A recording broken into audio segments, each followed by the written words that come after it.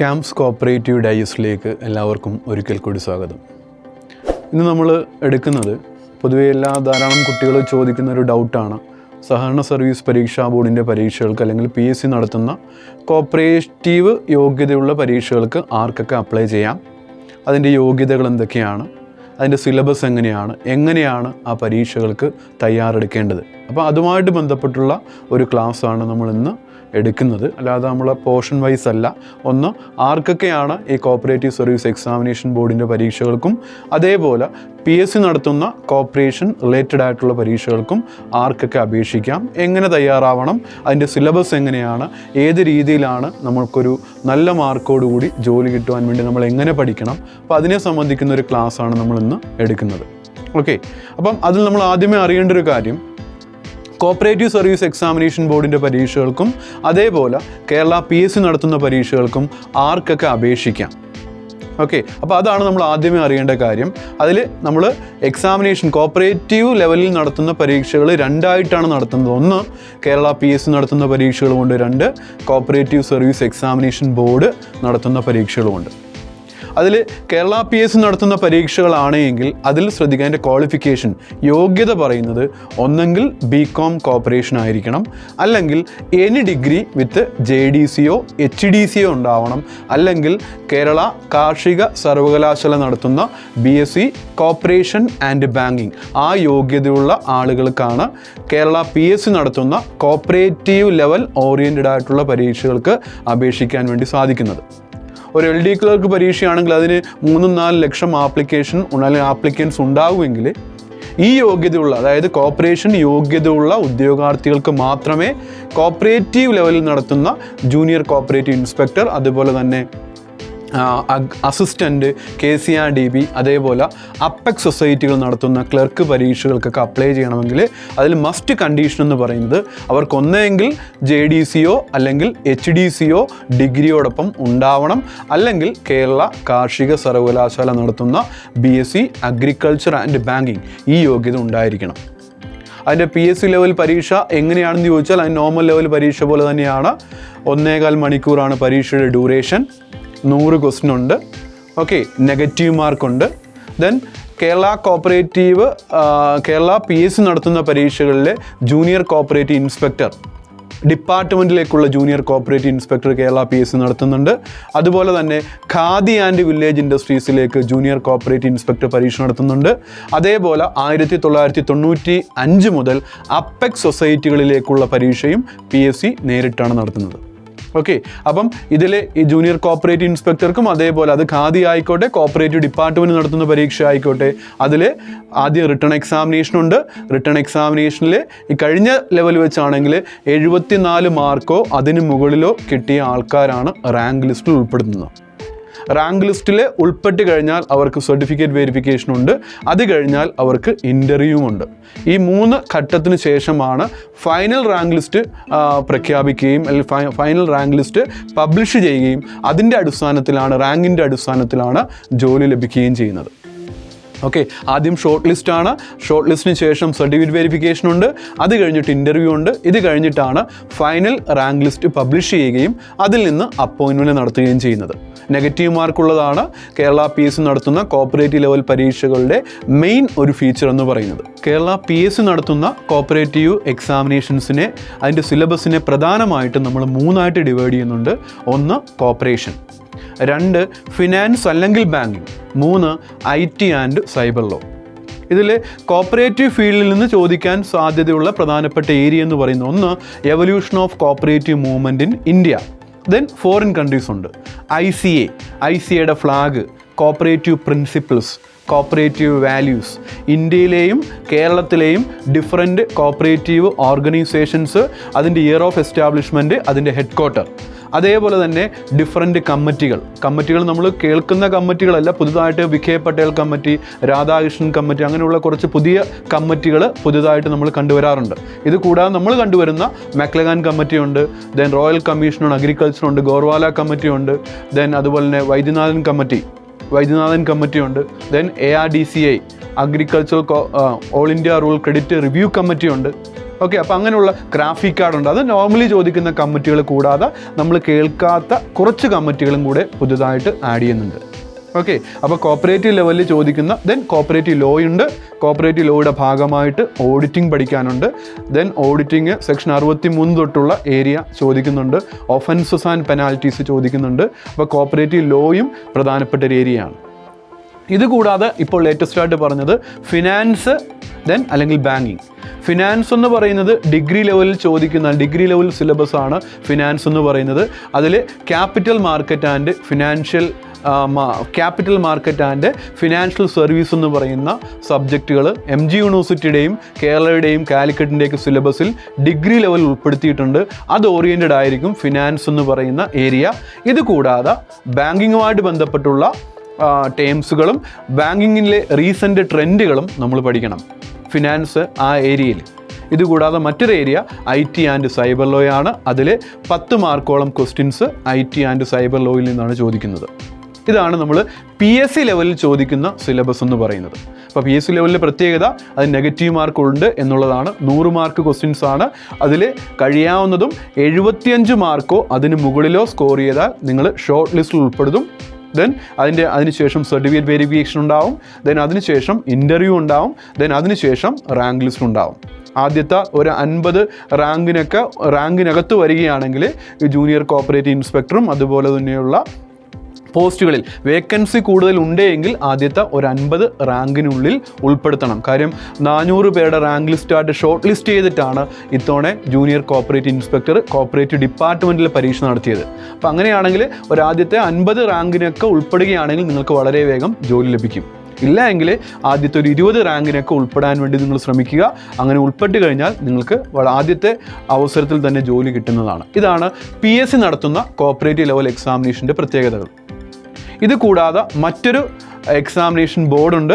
അത് നമ്മുടെ section 80B Kerala cooperative societies ആക്ടിൻ്റെ സെക്ഷൻ 80Bയിൽ പറഞ്ഞിരിക്കുന്ന കേരള ഗവൺമെൻറ് കോൺസ്റ്റിറ്റ്യൂട്ട് ചെയ്യുന്ന കേരള കോപ്പറേറ്റീവ് സർവീസ് എക്സാമിനേഷൻ ബോർഡിൻ്റെ പരീക്ഷകളാണ്. ഓക്കെ, ആ പരീക്ഷകളുടെ പ്രത്യേകത ഏറ്റവും ഹൈലൈറ്റഡ് ആയിട്ടുള്ള ഫീച്ചർ ഇത് negative മാർക്കില്ല.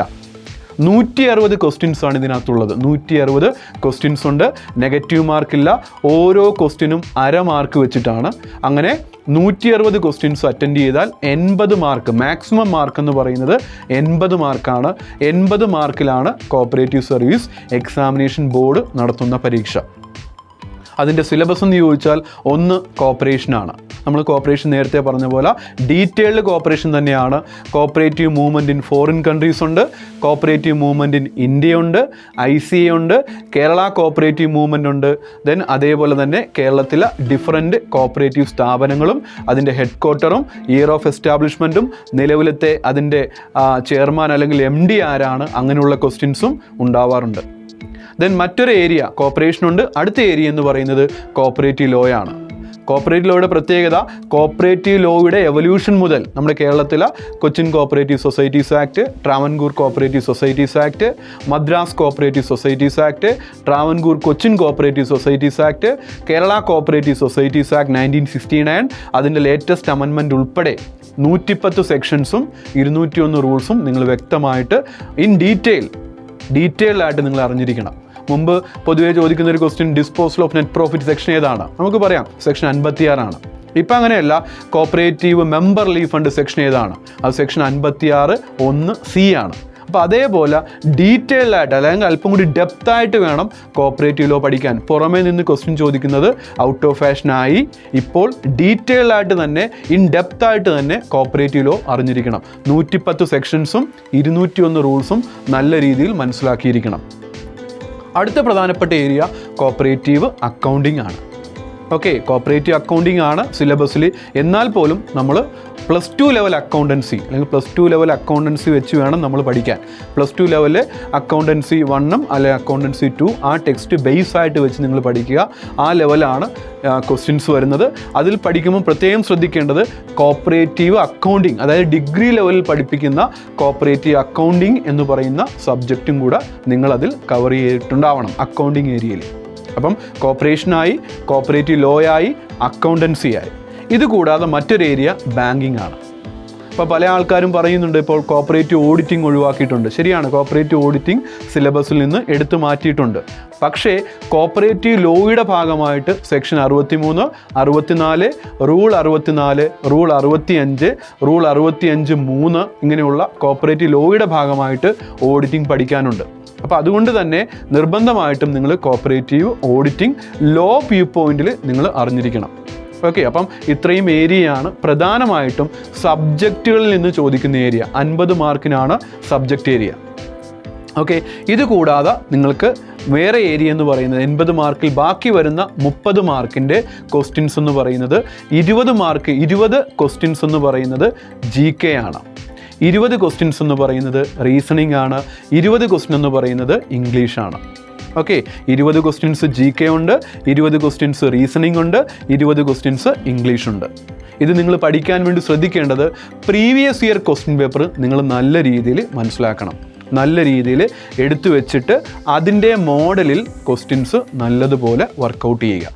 Previous year question paper നല്ല രീതിയിൽ അത് സബ്ജക്റ്റിനാണെങ്കിലും അതേപോലെ ഇതേ ഇംഗ്ലീഷ്, മാത്സ് അല്ലെങ്കിൽ ഇംഗ്ലീഷ്, റീസണിങ്, GK ഇതിനാണെങ്കിലും previous year question paper revise ചെയ്യുന്നത് ഏറ്റവും നല്ലതായിരിക്കും. കാര്യം റിപ്പീറ്റഡ് ക്വസ്റ്റ്യൻസ് ധാരാളം ചോദിക്കാറുണ്ട്.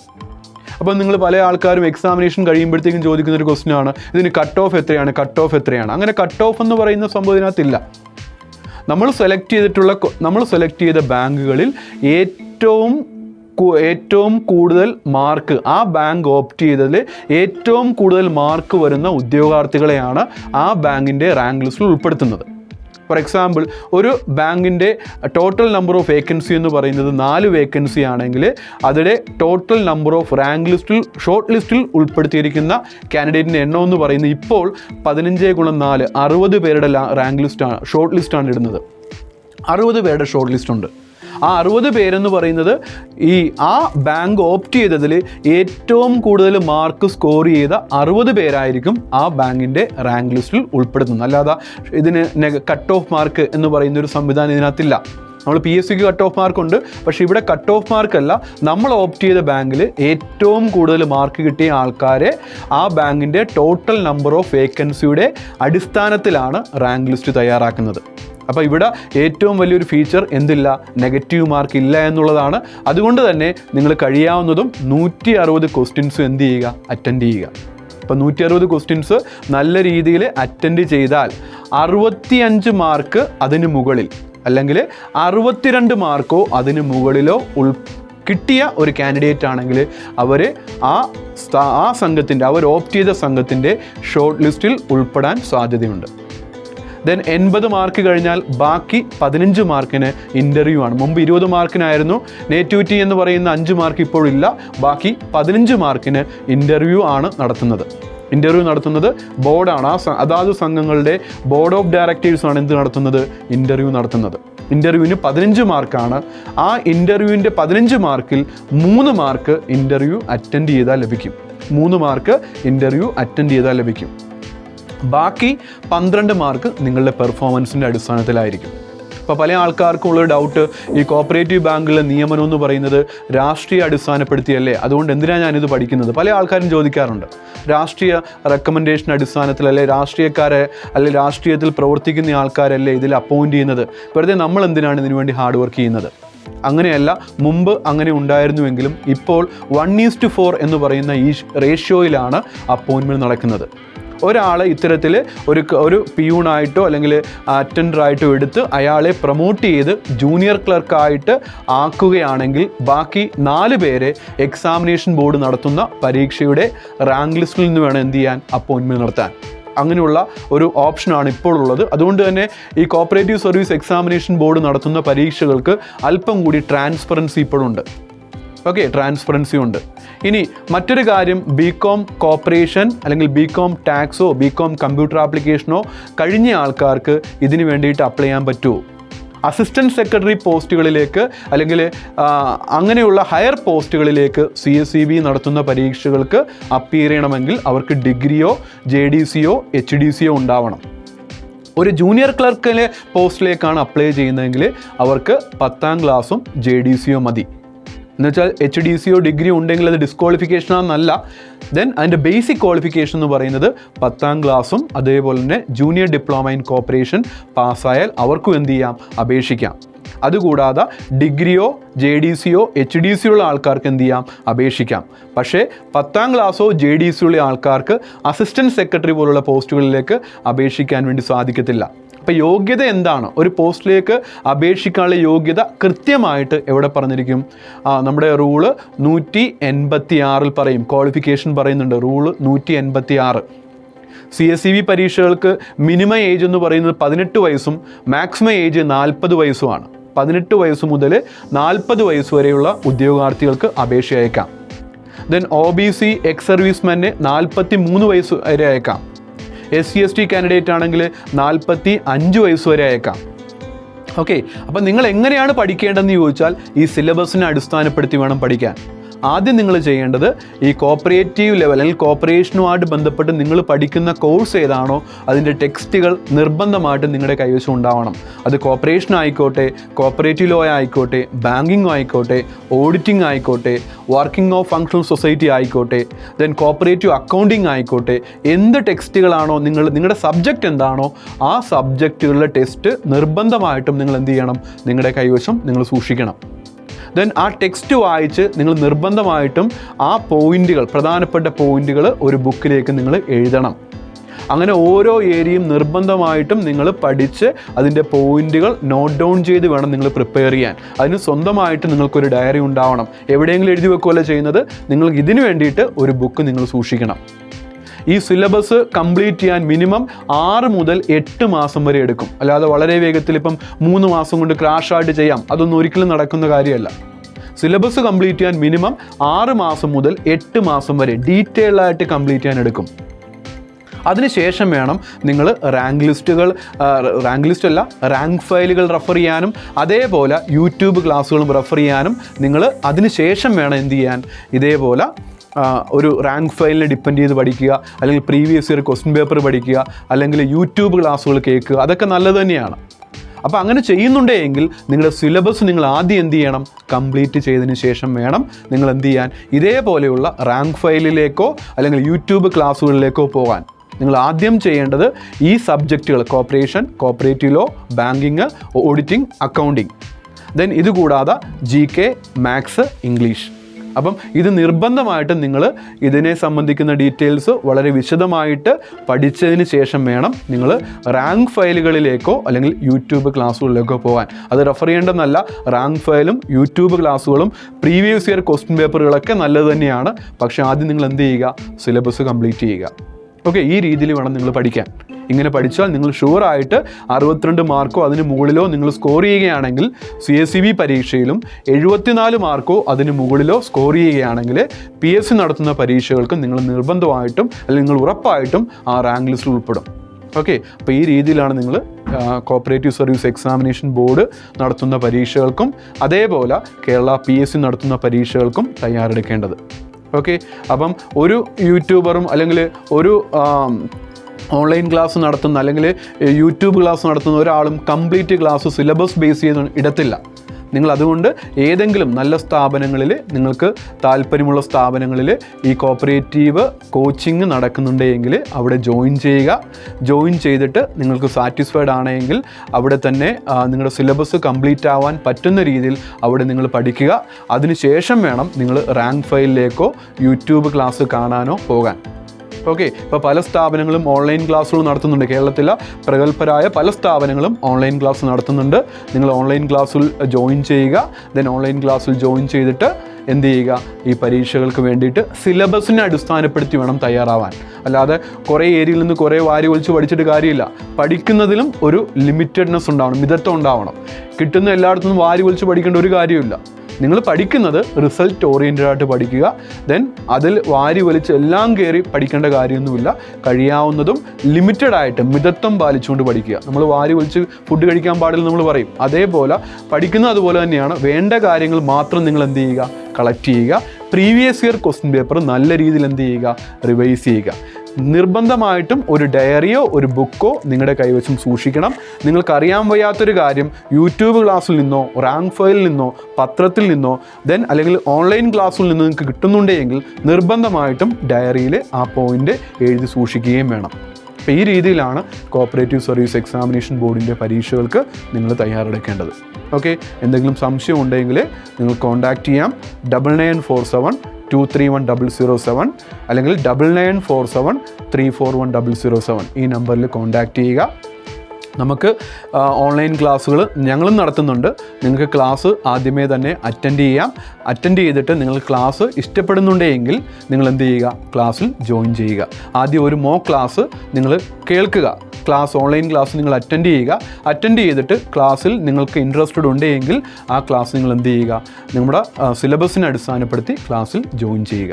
ഓക്കെ, വേറെ എന്തെങ്കിലും സംശയം ഉണ്ടെങ്കിൽ എൻ്റെ പേഴ്സണൽ നമ്പർ 9946472007 9946472007 ഇതാണ് എൻ്റെ പേഴ്സണൽ നമ്പർ. ഡൗട്ട് ഉണ്ടെങ്കിൽ ചോദിക്കുക. മറ്റേത് നമ്മുടെ ഇൻസ്റ്റിറ്റ്യൂട്ടിൻ്റെ നമ്പറാണ് 9947231007 9947341007. അപ്പോൾ ഈ രീതിയിലാണ് നിങ്ങൾ പരീക്ഷകൾക്ക് തയ്യാറെടുക്കേണ്ടത്. ഓക്കെ, എല്ലാവർക്കും ഈ വരാനിരിക്കുന്ന KCRDB അസിസ്റ്റൻ്റ് പരീക്ഷകൾക്കും CSEB നടത്തുന്ന പരീക്ഷകൾക്കും വിജയകരമായിട്ട് നിങ്ങൾക്കത് വിജയിക്കാൻ വേണ്ടി സാധിക്കട്ടെ എന്ന് ഒരിക്കൽ കൂടി ആശംസിക്കുന്നു. നന്ദി, നമസ്കാരം.